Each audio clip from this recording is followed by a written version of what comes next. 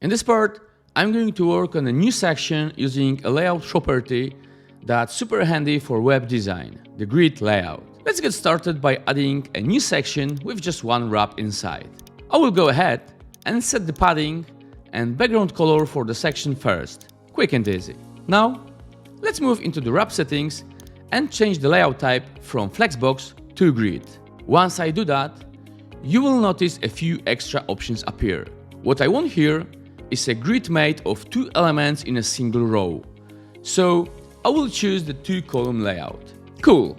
Let's now add 2 banner box elements into the wrap. You will notice that in grid mode, the default left, right and bottom margins are gone. That's because spacing between elements is now controlled directly at the wrap level by grid settings. Let's fix that by setting both the column gap and the row gap to 40 pixels. Nice and clean. I'm going to delete one of the banner boxes for now and focus on styling the first one. This is my step-by-step. First, I will set the style to boxed and the vertical alignment to bottom. Let's upload an image and give it a nice hover effect. Zoom out.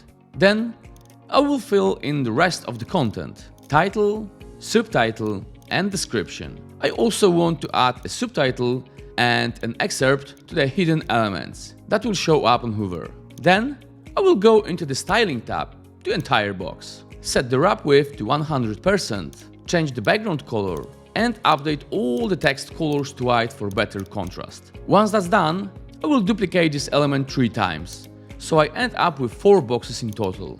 Each one will have different content and images, and I will match the box colors to the mood of the images to keep the design cohesive.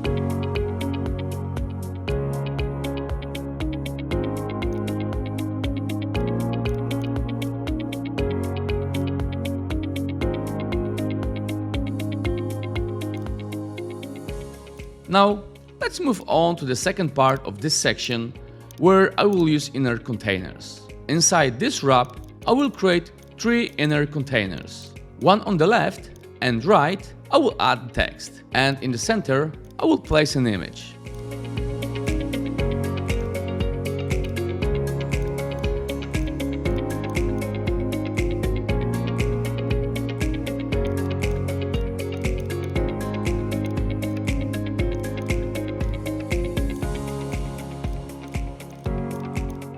After adding everything, I want to show you how to perfectly position the center image between the 2 text containers. It's super simple. Just go to the Center Containers Advanced Positioning tab and center it. This section acts as a wrap, a kind of summary of all the wraps listed above. That's it for now. In the next video, I will keep building on this and polish the page even more. Let's save and take a look at what I've got so far.